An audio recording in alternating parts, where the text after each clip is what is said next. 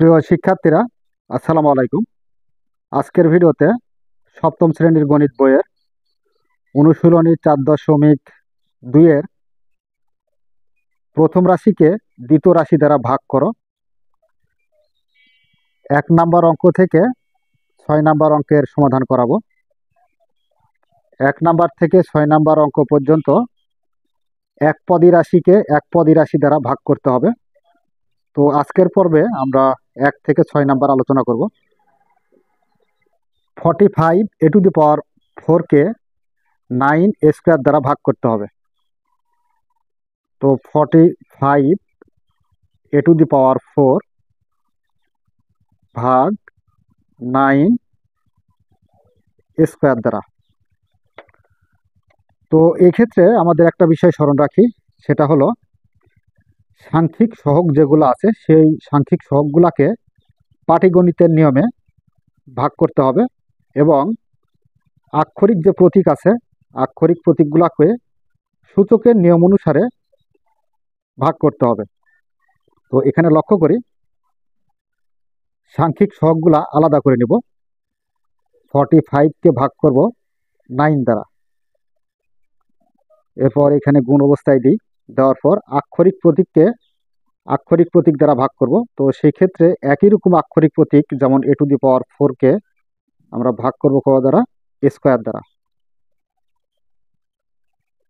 তো আচ্ছা, এখানে লক্ষ্য করি, দেখো 9 দ্বারা 45কে যদি ভাগ করি তাহলে 5 নং 45, তার মানে 5।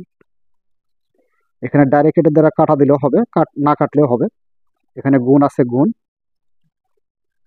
যদি সূচকের নিয়ম অনুসারে দুটার লব এবং হরের বেজ একই হয়, অর্থাৎ এখানে ভাগের সময় দুটার বেজ যদি একই হয়, তাহলে একটা বেজ লিখবো। লেখার পর এই যে এই উপরেরটাকে বলা হয় সূচক বা পাওয়ার। তো পাওয়ার থেকে পাওয়ারটা আমরা কি করব? বাদ দেব। তার মানে 4 থেকে আমরা বাদ দেব কত? 2। তাহলে এখানে 5 আছে, 5 থাকবে, আর 4 থেকে 2 বাদ দিলে কত থাকে? 2 থাকে, তার মানে এর উপরে স্কোয়ার। তো এটাই হচ্ছে আমাদের নির্ণয় ভাগফল।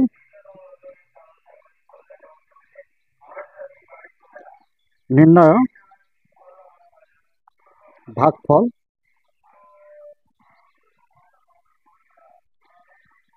5² তো এটা গেল আমাদের 1 নাম্বার প্রশ্নের সমাধান। এবার 2 নাম্বার প্রশ্নের সমাধানটি করব। দেখো 2 নাম্বারে আছে -24 a⁵কে 3a² দ্বারা ভাগ করতে হবে। নাম্বার 2, -24 a⁵কে ভাগ করতে হবে 3a² দ্বারা। আচ্ছা, 3a² দ্বারা ভাগ করব। তো সেই ক্ষেত্রে আমরা কি করব? সাংখ্যিক সহগগুলোকে আলাদাভাবে ভাগ করব। এখানে -24, অর্থাৎ সাংখ্যিক সহগের সাথে মাইনাসটা নিব, 3 দ্বারা ভাগ করব 24কে, গুণ আক্ষরিক প্রতীককে আক্ষরিক প্রতীক দ্বারা ভাগ করতে হবে। তার মানে a⁵কে ভাগ করতে হবে a² দ্বারা। তো এখানে একটা বিষয় লক্ষ্য করি, উপরে আছে মাইনাস আর নিচে আছে প্লাস। তো প্লাস মাইনাস, অর্থাৎ দুটা যদি বিপরীত চিহ্নযুক্ত হয় তাহলে মাইনাস হয়। তো প্লাস আর এটা মাইনাস, প্লাসে মাইনাসে মাইনাস। 3 দ্বারা যদি 24কে ভাগ করি তাহলে 3 আসতে 24, তার মানে 8, ইন্টু দুটা বেস থেকে একটা বেস কমন, এরপর 5 থেকে 2 বাদ, 5 - 2, -8 ইন্টু 5 থেকে 2 বাদ দিলে থাকে কত? 3 থাকে। তাহলে a⁵। তো এটাই হচ্ছে আমাদের নির্ণয় ভাগফল। নির্ণয় ভাগফল -8 a⁵। পরবর্তী নাম্বার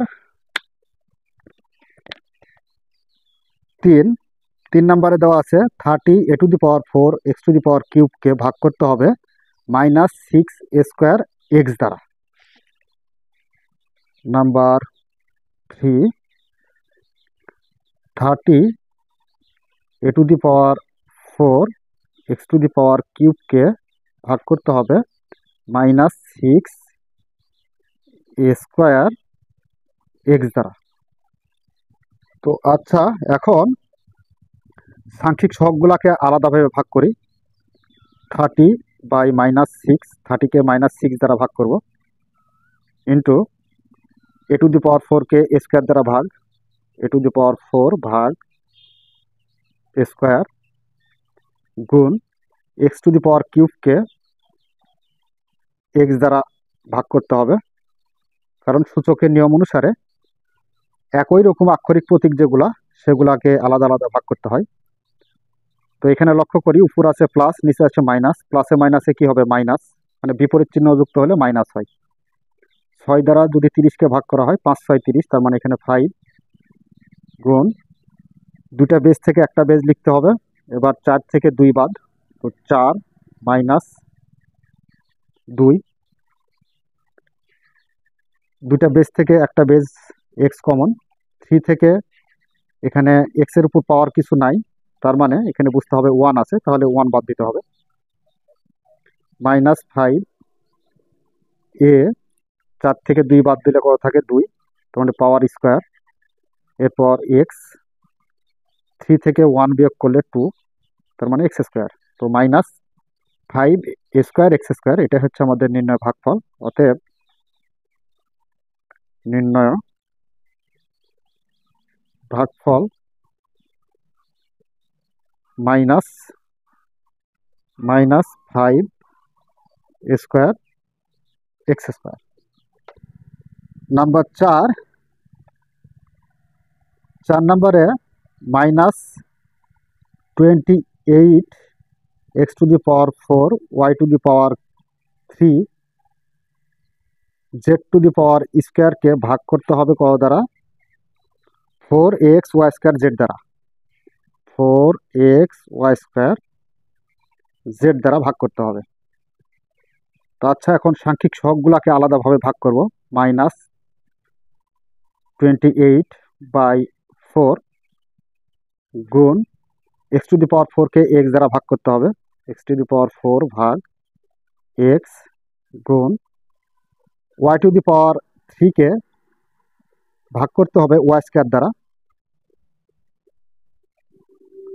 এবার জেড স্কোয়ারকে ভাগ করতে হবে জেড দ্বারা। তো উপরে হচ্ছে মাইনাস আর নিচে কোনো চিহ্ন নাই, তার মানে প্লাস। প্লাসে মাইনাসে কি হবে? মাইনাস। 4 দ্বারা 28কে ভাগ করলে 4 7 28, তার মানে 7,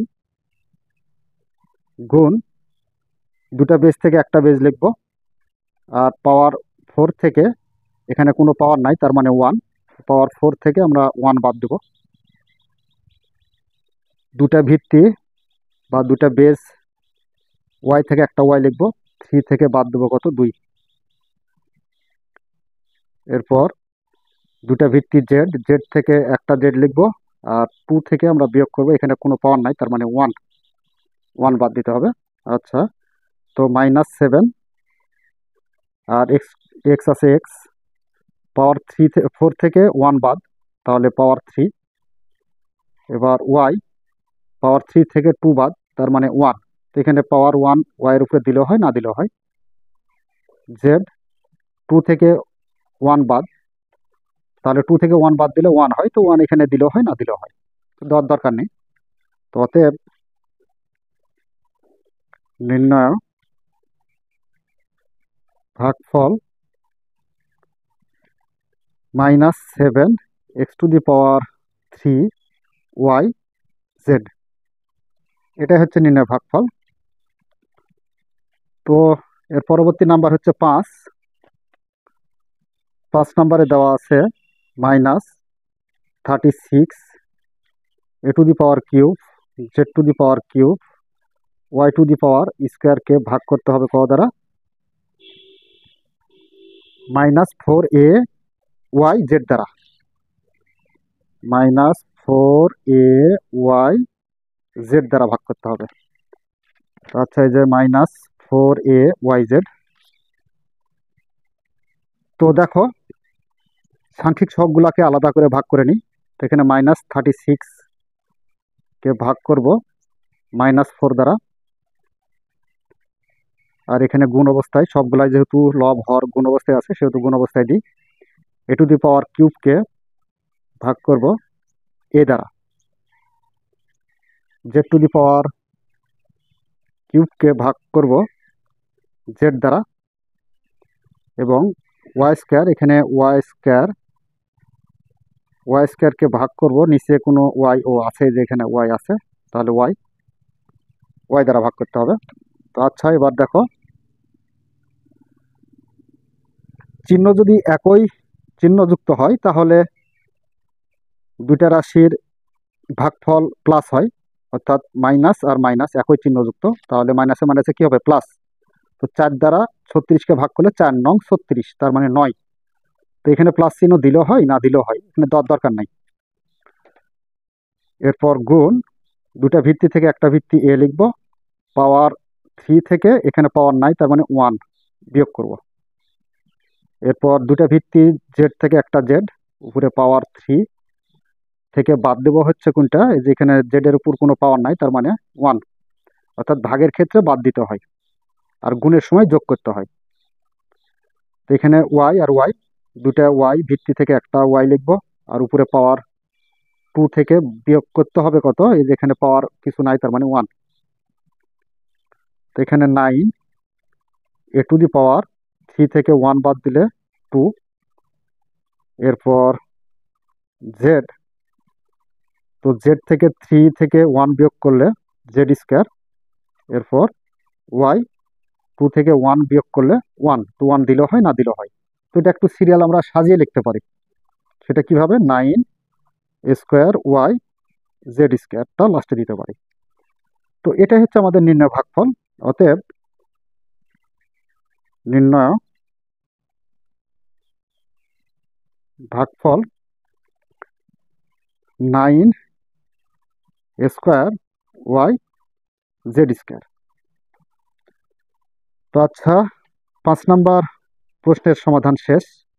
তো এবার দেখবো 6 নাম্বার। 6 নাম্বারে দেওয়া আছে -22x⁴ ওয়াই স্কোয়ার জেডকে ভাগ করতে হবে -2xyz দ্বারা। -22x⁴ ওয়াই স্কোয়ার জেডকে ভাগ করতে হবে -2xy² দ্বারা। তো আচ্ছা, আগের মতোই আবার ভাগগুলা করব, সাংখ্যিক সহগগুলাকে আলাদাভাবে ভাগ করব।